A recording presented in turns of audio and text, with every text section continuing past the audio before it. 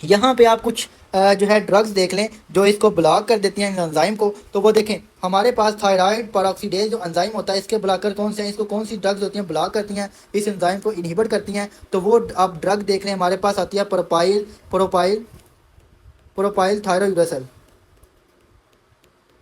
Propyl थायरोयूरेसल होती है। और इसके अलावा मैथिमाजोल, मैथिमाजोल होती है और कार्बिमाजोल होती है, कार्बिमाजोल। ये ड्रग हम फार्मा में पढ़ेंगे तो अभी भी आपने इसके ऊपर लिख लेनी है आपको ताकि आइडिया हो जाए। प्रोपाइल थायरोयूरेसल होती है, प्रोपाइल थायरोयूरेसल होती है, मैथिमाजोल और कार्बिमाजोल होती हैं। ये जो ड्रग्स होती हैं हमारे पास थायराइड पेरोक्सीडेज एंजाइम होता है इसके ऊपर एक्ट करती हैं। जब इसके ऊपर एक्ट करेंगी तो अब कौन कौन सी चीज़ें जो है स्टॉप कर देंगी। यहाँ पे होती थी ऑक्सीडेशन, ऑक्सीडेशन तो ये इसको ब्लॉक कर देंगी, किसको ब्लॉक करेंगी, ऑक्सीडेशन को। उसके अलावा ये जो होंगी ऑर्गेनिफिकेशन को और कपलिंग को। तो ये तीन इससे मैकेनिज्म जो होंगे ये जो होंगे स्टॉप हो जाएंगे अगर हम ये ड्रग्स देंगे। और ये ड्रग किसके ऊपर जाके एक्ट करेंगी, थायराइड पेरोक्सीडेज एंजाइम के ऊपर। ठीक है, तो ये पॉइंट आपने यहाँ पे याद रखना है। अब उसके बाद कुछ हमारे पास और ड्रग्स हैं तो वो ड्रग्स देखें,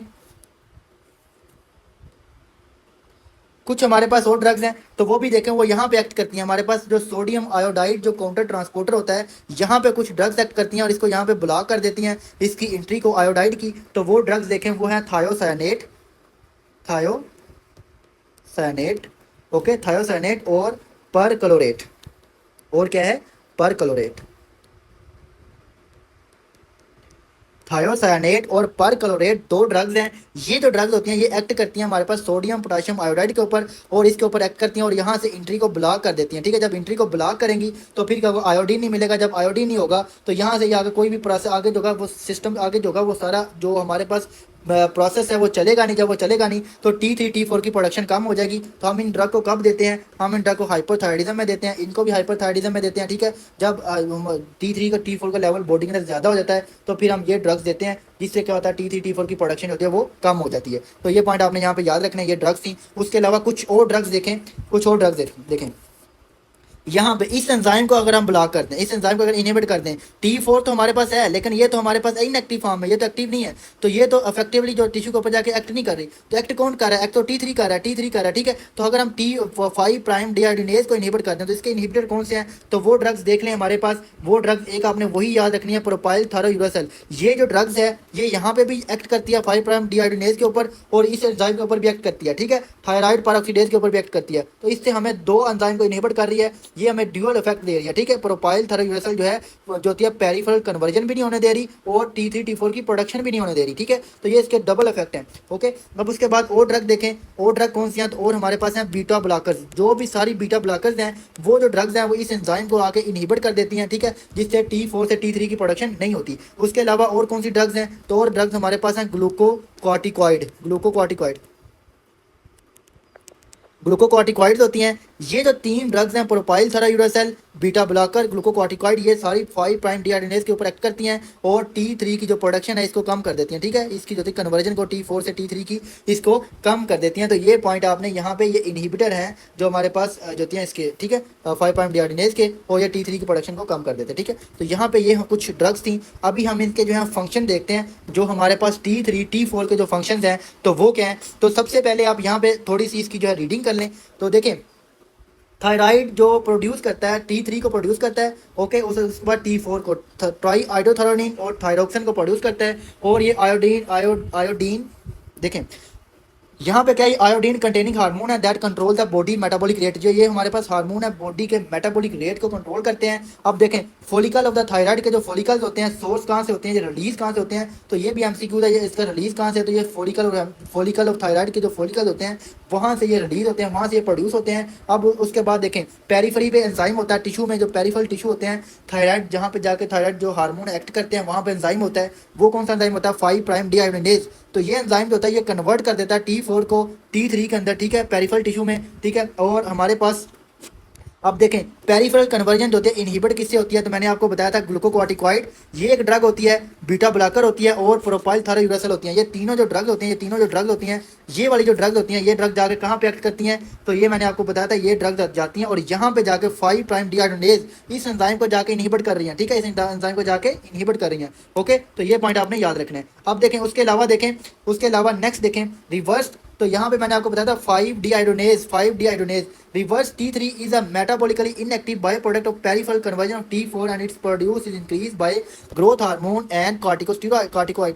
तो इसमें क्या कह रहा है, ये जो लाइन है हमारे पास, तो ये आपने इसको मार्क कर लें, इस लाइन को देखें, ये आपको कंफ्यूज करेगी। जो हमारे पास ये लाइन है ये वाली, ठीक है, इसमें क्या कह रहा है कि जो रिवर्स T3 है, मैंने आपको बताया था T4 जो होता है वो कन्वर्ट कर सकता है रिवर्स T3 के अंदर। किसके अंदर? रिवर्स T3 के अंदर। रिवर्स T3 के अंदर वो इसको किस किस तरह कन्वर्ट करता है, तो यहाँ पे एंजाइम होता है 5 5D आयोडीनेज। आयोडीनेज कन्वर्ट करवाता है। और ये एंजाइम को कौन एक्टिवेट करती हैं, कौन सी ऐसी चीज़ें? तो हमारे पास एक ड्रग है जो ग्लूकोकॉर्टिकॉइड है, जो ड्रग इसको जो 5 प्राइम को इनहिबिट कर रही थी, 5 प्राइम डी आयोडीनेज को जो इनहिबिट कर रही थी ड्रग, वही ड्रग जो होती है ग्लूकोकॉर्टिकॉइड, वो इस एंजाइम को जो होती है एक्टिवेट भी कर रही होती है। जहाँ पे T4 से वो T3 की जो होती है कन्वर्जन कम कर रही होती है, वहाँ पे ही वो T4 से रिवर्स T3 बना रही होती है जो इनएक्टिव होता है। और उसके अलावा ग्रोथ हार्मोन का लेवल अगर ज़्यादा हो जाए, तो वो जो ग्रोथ हार्मोन होता है वो हमारे पास 5 प्राइम डीआइडेनेज होता है, इसको 5 डीआइडेनेज होता है, इस एंजाइम को जो होता है वो एक्टिवेट कर देते हैं, जिससे T4 से रिवर्स T3 जो होता है वो बनता है। ठीक है, तो ये पॉइंट आपने याद रखने।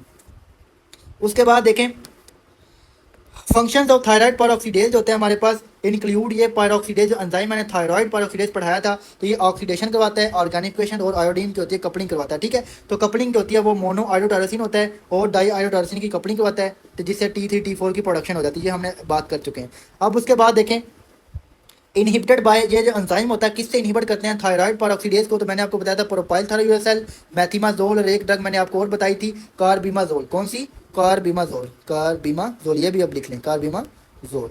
तो ये जो ड्रग्स हैं, ये ड्रग होती हैं थायराइड परऑक्सीडेज एंजाइम होता है ल्यूमन के अंदर जो एंजाइम होता है थायराइड फॉलिकल के, ये वाला एंजाइम, तो इसको जाके इनहिबिट कर देती है ड्रग्स। ठीक है, अब उसके बाद देखें नेक्स्ट देखें ये जो है वॉल-चेकोव इफेक्ट क्या होता है, तो इसको क्या होता है, ये इफेक्ट क्या होता है, तो ये इफेक्ट देखें जब किसी के अंदर आयोडीन का लेवल जो होता है वो बढ़ता है, बॉडी जो होता है ब्लड के अंदर आयोडाइड का जो लेवल है वो इंक्रीज होता है। तो जब इसका लेवल इंक्रीज होगा तो फिर क्या होगा, जब इसका लेवल इंक्रीज हो जाएगा, ठीक है,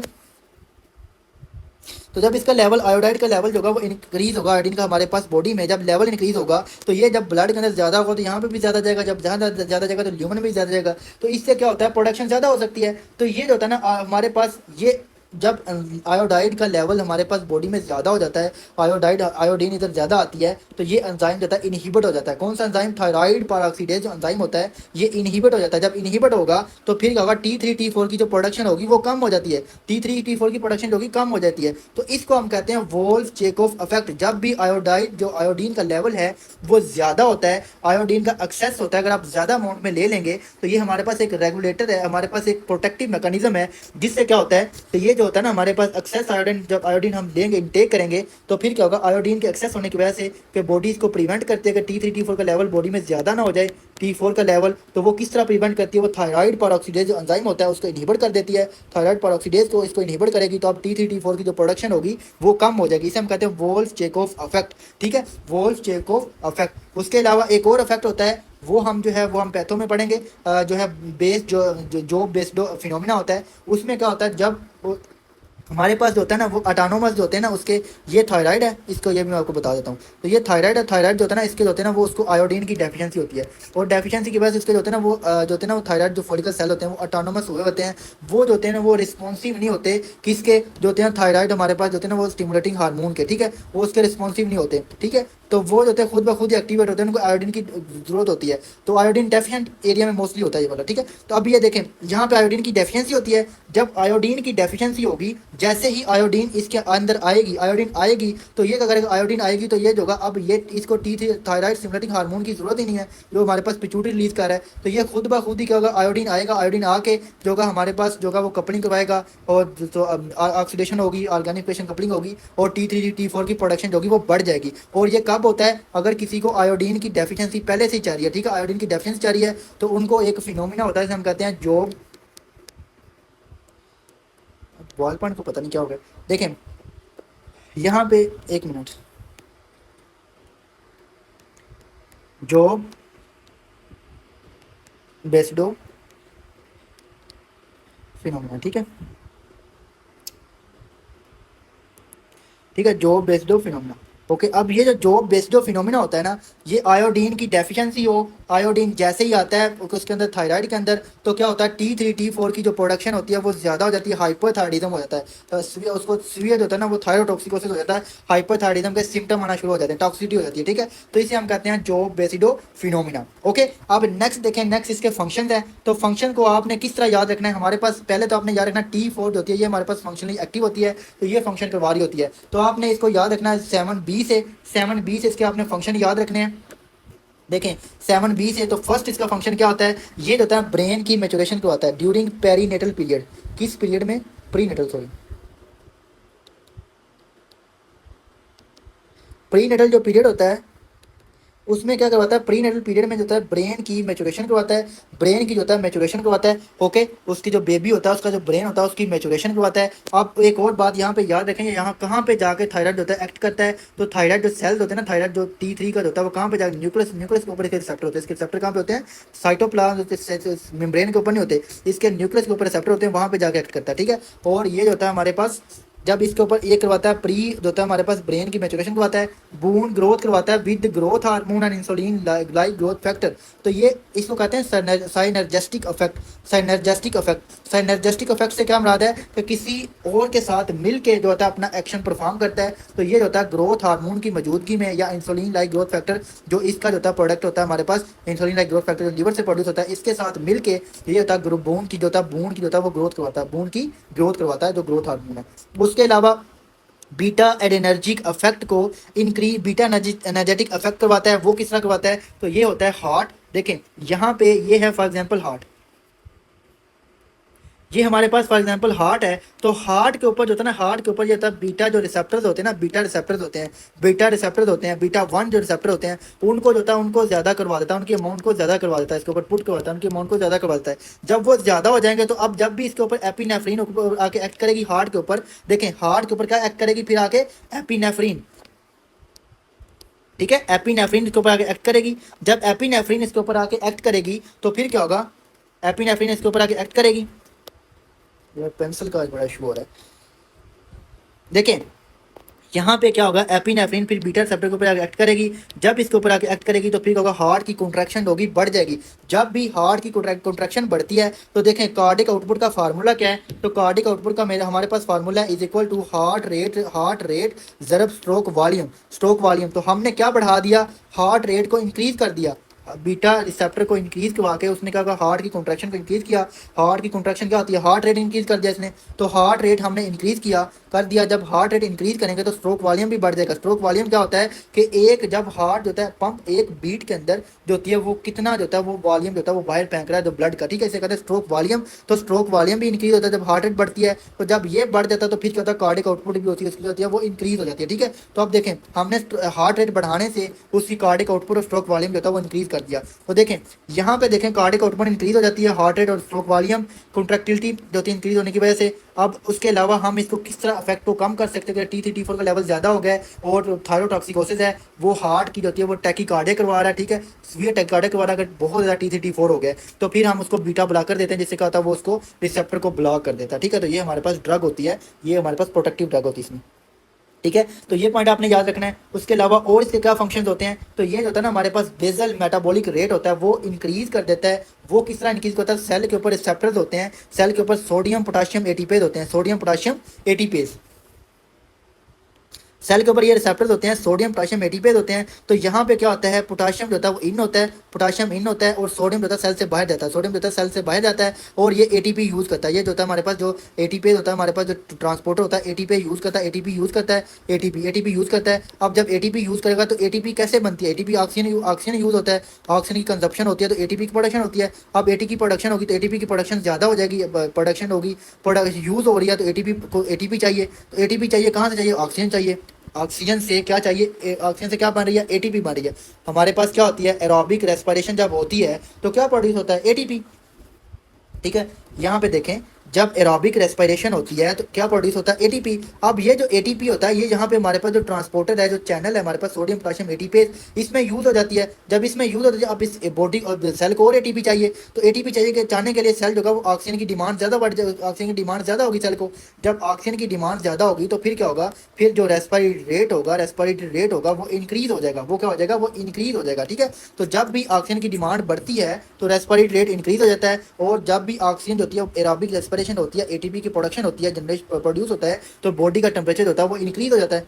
बॉडी का टेम्परेचर इंक्रीज हो जाएगा, रेस्पिरेटरी रेट इंक्रीज हो जाएगा, ऑक्सीजन कंजप्शन ज़्यादा हो जाएगी। वो क्यों होती है, वो एटीपी की प्रोडक्शन ज़्यादा होती है इस वजह से, ठीक है।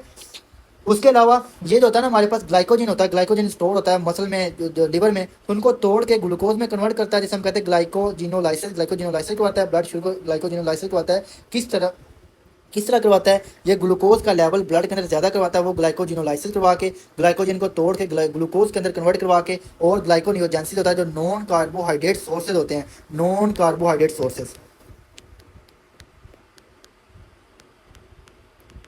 हाइड्रेट जो सोर्सेज होते हैं वहाँ से। और वो कौन से हमारे पास सोर्सेज होते हैं, वो प्रोटीन अमाइनो एसिड से, लिपिड से जो होता है वो प्रोड्यूस करवाता है, और जो होता है वो ग्लूकोज जो होता है उसकी प्रोडक्शन करवाता है, जिससे क्या होता है बॉडी के अंदर शुगर जो होता है वो बढ़ जाती है। उसके अलावा और क्या करवाता है, ये जो होता है ना, जो टी थ्री हमारे पास होता है, ये ब्रेक डाउन करवाता है लिपिड की, लिपोलाइसिस करवाता है। जैसे लिपिड की ब्रेक डाउन होगी तो उसको क्या होगा, हाइपोकोलेस्ट्रोलीमिया करवाता है, हाइपोकोलेस्ट्रोलीमिया, ठीक है, हाइपोकोलेस्ट्रोलीमिया करवाता है। उसके अलावा और क्या करवाता है, जो हमारे पास जो नीमोसाइट होते हैं ना, टाइप 2 जो नीमोसाइट होते हैं, जो हमारे पास ये देखें एल्विलाई है ना, एल्विलाई के अंदर हमारे पास टाइप 1 होते हैं और टाइप 2 निमोसाइट होते हैं। टाइप 1 ये फॉर एग्जांपल टाइप 2 है तो इन्होंने प्रोडक्शन करनी है सर्फेक्टेंट की, और सर्फेक्टेंट की जो प्रोडक्शन होती है इसका क्या फंक्शन होता है, ये जो होते हैं ना हमारे पास, इसको कोलैप्स नहीं होने देते, जो कोलैप्स होता है ना एल्विलाई, इसकी कोलैप्स होते हैं उसको प्रिवेंट करते हैं सर्फेक्टेंट। तो ये हमारे पास जो T3 होता है बेबीज के अंदर सर्फेक्टेंट की प्रोडक्शन को इंक्रीज करवाता है, स्टिमुलेट करवाता है। तो ये होते हैं इसके फंक्शन। अभी एक बार आप दोबारा देखें इसके जो फंक्शन हैं तो देख लें। ये जो होता है बोन की हमारे पास ब्रेन की मेचोरेशन करवाता है, बोन ग्रोथ करवाता है, होता है बीटा रिसेप्टर को इंक्रीज करवा के हार्ट रेट इंक्रीज करता है। उसके अलावा बेसल मेटाबॉलिक रेट को इंक्रीज करता है, ब्लड शुगर इंक्रीज करवाता है, और ब्रेक डाउन करवाता है लिपिड की, और सर्फेक्टेंट जो होता है प्रोडक्शन करवाता है बेबी के अंदर, ठीक है। तो ये हमारे पास सारा हो गया, रेगुलेशन भी मैंने आपको बता दी थी। अभी हमारे पास एक रह गया थायरोक्सिन बाइंडिंग ग्लोबुलिन। तो जो T4 होता है ये फ्री फॉर्म में नहीं होता, ब्लड के अंदर किस फॉर्म में होता है, ये फ्री फॉर्म में थोड़ी सी अमाउंट में होता है। ये एक हमारे पास एक प्रोटीन होती है जिसे कहते हैं थायरोक्सिन बाइंडिंग ग्लोबुलिन, तो इसके साथ अटैच होता है T3 T4, इसके साथ अटैच होता है, इसके साथ मिला होता है। ये हमारे पास थायरोग्लोबुलिन प्रोटीन होती है, थायरोक्सिन बाइंडिंग ग्लोबुलिन सॉरी। तो ये जो प्रोटीन होती है इसके साथ अटैच होता है ये हमारे पास, और ये जो अटैच जो भी बाउंड फॉर्म होती है, जो बाउंड होते हैं इसके साथ, वो इनएक्टिव होते हैं, सिर्फ एक्टिव वही होता है जो फ्री फॉर्म में होता है। तो अब यहाँ पे जो कंसेप्ट है वो क्या है, तो देखें थायरोक्सिन बाइंडिंग ग्लोबुलिन, जब भी एस्ट्रोजन का लेवल बढ़ता है बॉडी के अंदर, एस्ट्रोजन का लेवल बढ़ेगा तो ये जो होगा, इसका जो होगा ये थायरोक्सिन बाइंडिंग ग्लोबुलिन होगा, ये बढ़ जाएगी, ये ज़्यादा हो जाएगी, ये ज़्यादा हो जाएगी। जब ये ज़्यादा होगी तो अब क्या होगा, देखें यहाँ पे ये थायरोक्सिन बाइंडिंग ग्लोबुलिन है, पहले उसके जो देखें यहाँ पे 4 मॉलिक्यूल हैं, 4 मॉलिक्यूल थे पहले, अब इसके जो मॉलिक्यूल हैं वो 6 मॉलिक्यूल हो गए, 6 मॉलिक्यूल हो गए। और हर एक के ऊपर आके क्या लग रही है, हर एक के ऊपर T3 T4 आके लग रही है, T3 T4 लग रही है। पहले थी 4 मॉलिक्यूल, अब आ गए 6। जो हमारे पास जो प्रोटीन थी पहले 4 मॉलिक्यूल थे, अब 6 आ गए हैं, 6 आ गए हैं। तो जब 6 आएंगे तो जो फ्री फॉर्म थी इसके अंदर वो भी इसके ऊपर आके लग गई है, तो ब्लड के अंदर जो फ्री फॉर्म पड़ी हुई है, जो फंक्शनली एक्टिव है, वो कम हो जाएगी। जब वो कम हो जाएगी तो अब ये क्या करेगी, ये फीडबैक देगी किसको, पॉजिटिव फीडबैक के थ्रू हाइपोथैलेमस और इंटीरियर प्यूटरी, ये नेगेटिव फीडबैक खत्म हो जाएगा ना इनका, और पॉजिटिव फीडबैक से क्या करवाएंगे, T3 T4 की प्रोडक्शन ज़्यादा करवा देंगे, और जो फ्री फॉर्म कम हुई थी उसकी कंपनसेशन को फिर पूरा कर देंगे, फिर वही जो भी फ्री फॉर्म को नॉर्मल कर देंगे। बट अब देखें अगर हम टोटल की बात करें तो यहाँ पहले 4 मॉलिक्यूल के ऊपर अटैच थी, प्लस उसके ऊपर ये फ्री फॉर्म थी, अब 2 के साथ और एक्स्ट्रा अटैच हो गई और फ्री फॉर्म भी पूरी हो गई है। कहाँ कैसे पूरी हो गई है, यहाँ से फीडबैक मैकेनिज्म से T3 T4 की प्रोडक्शन और हो गई है, और वो ब्लड के अंदर आ गई है तो वो भी पूरी हो गई है, प्लस एक्स्ट्रा ये 2 के साथ जो लग गई है, ठीक है। तो इस तरह जो टोटल हमारे पास अगर हम T3 T4 की बात करें तो जब भी थायरोक्सिन बाइंडिंग ग्लोबुलिन बढ़ेगा तो टोटल जो हमारे पास T3 T4 होगा वो इंक्रीज हो जाएगा, बट जो फ्री फॉर्म होगा वो दोबारा फीडबैक मैकेनिज्म के थ्रू वो दोबारा जो होगा वो नॉर्मल हो जाएगा, ठीक है, वो दोबारा नॉर्मल अपनी पोजीशन पे आ जाएगा। तो ये पॉइंट आपने याद रखना है। उसके अलावा अगर ये कम होगी तो कम कब होती है, तो ये प्रोटीन है। जब भी किसी को नेफ्रोटिक सिंड्रोम होगा या लिवर का कोई जब सिरोसिस हो जाए तो लिवर प्रोटीन को प्रोड्यूस नहीं करेगा, या स्टीरॉइड यूज़ करें तो प्रोटीन की प्रोडक्शन नहीं होगी, तो फिर क्या होगा, थायराइड जो थायरॉक्सिन बाइंडिंग ग्लोबुलिन है इसका लेवल कम हो जाएगा। जब लेवल कम हो जाएगा, फॉर एग्जाम्पल पहले ये 4 है, 4 थे, अब इसके ऊपर हर एक के ऊपर थायराइड जो T3 T4 लगा हुआ है, ठीक है। अब देखें ये 4 थे, अब ये रह गए 2। अब ये 2 जो है ये रिमूव हो चुके हैं, ये वाले रिमूव हो चुके हैं, अब 2 रह गए हैं। तो 2 जो कि बाकी जो फ्री जो इधर से 2 से इधर इनसे निकला है वो T3 T4 वो ब्लड में आ जाएगा। जब वो ब्लड में आ जाएगा तो फ्री फॉर्म जो कि वो ज़्यादा हो जाएगी, ज़्यादा हो जाएगी। अब ये जो कि ये फीडबैक मैकेनिज्म देगी, यही वाला नेगेटिव फीडबैक देगी, जिससे क्या होगा, हाइपोथैलेमस T3 T4 की प्रोडक्शन को कम कर देगा। जब प्रोडक्शन को कम कर देगा तो फिर कुछ टाइम के बाद ये भी नॉर्मल हो जाएंगी। प्रोडक्शन कम होगी ना तो ये जगह फ्री फार्म नॉर्मल हो जाएगी, बट ये जो बाउंड फार्म है ये तो कम हो गई है। तो अगर हम ओवर की बात करें, ओवरऑल की बात करें तो T3 T4 बॉडी के अंदर कम हो जाता है, बट जो फ्री फार्म है वो अपनी जो ज़्यादा एक बार ज़्यादा होता है, फिर कुछ टाइम के बाद वो नॉर्मल अपनी नॉर्मल जो होती है वो अपनी जितना उसका वैल्यू होती है उस पर आ जाता है, ठीक है। तो ये था हमारे पास T3 T4 जो होता है इसकी थायरॉक्सिन बाइंडिंग ग्लोबुलिन में इसका जो होता है वो किस तरह रोल होता है, ठीक है। तो ये आपने चीज़ें याद रखनी है,